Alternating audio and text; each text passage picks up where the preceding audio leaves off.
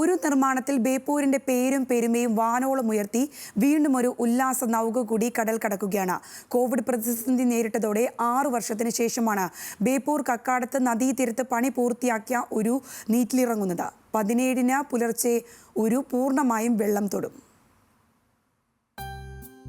140 അടി നീളം, 33 അടി വീതി, 12.5 അടി ഉയരം.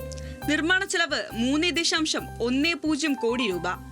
ഭൂരിഭാഗവും തേക്ക് മരം കൊണ്ട് പണിതീർത്തിട്ടുള്ള ഒരു ഖത്തറിലെ വ്യവസായി ഷെയ്ഖ് അഹമ്മദ് സാദയ്ക്ക് വേണ്ടിയാണ് നിർമ്മിച്ചിരിക്കുന്നത്.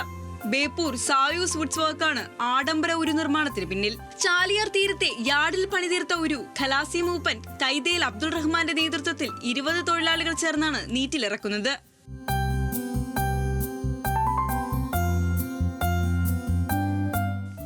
ബലൂസിൽ കയറ്റിയ ഒരു ദവ്വർ ഉപയോഗിച്ച് പതുക്കെ വലിച്ചു നീക്കി മുഖത്തെത്തിക്കലാണ് ആദ്യ ദൗത്യം. വെള്ളം തൊടാൻ പാകമാക്കി വേലിയേറ്റ തക്കത്തിൽ 17-ന് പുലർച്ചെ പൂർണ്ണമായും ഒരു നീറ്റിലിറക്കും. ഈ റാഞ്ചി ഫീൽഡിലേക്ക് വന്നിട്ട് ഈ വർക്ക് തന്നെ അറിയുള്ളൂ. ഈ ഫീൽഡിലേക്ക് വന്നിട്ട് ഒരു 35 വർഷമായി. കുട്ടിക്കാലത്തൊക്കെ ബേപ്പൂർ പുലിമുട്ടിനടുത്ത് ഉരുണ്ടാക്കുന്ന പരിപാടി ഉണ്ടായിരുന്നു. അന്നിപ്പോൾ കാലഘട്ടത്തിലേക്ക് അവിടെയായിരുന്നു. തേക്ക് മരം കൊണ്ടാണിത് ഫുള്ള് പുറമെ കാണുന്ന വർക്കുകളൊക്കെ. പിന്നെ ഇതിൻ്റെ ഉള്ളിലുള്ള ടെംപ്ലേറ്റുകളൊക്കെ നാടൻ മരങ്ങളാണ്.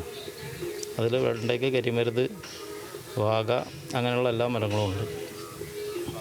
പിന്നെ ഇതൊരു 25 പേര് ഒരു 1.5 വർഷം പണിയെടുത്താലും അത് ഈ രൂപത്തിലാവുള്ളൂ. ഇത് ഞങ്ങൾ തുടങ്ങിയിട്ട് 6 വർഷമായി.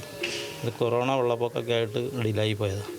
തുറമുഖത്തെ അധികൃതരുടെയും കസ്റ്റംസിന്റെയും ക്ലിയറൻസ് ലഭിച്ചാൽ ഒരു ദുബായിലേക്ക് കൊണ്ടുപോകും. തുടർന്ന് ആഡംബര പണികൾ പൂർത്തിയാക്കിയ ശേഷം ഖത്തറിലെത്തിക്കും. തികച്ചും പരമ്പരാഗത മാർഗങ്ങളിലാണ് ഒരു നിർമ്മാണം. ഖത്തറിന് വിനോദമേകാൻ മറ്റൊരു ഉരു കൂടി കമ്പനി നിർമ്മിക്കുന്നുണ്ട്.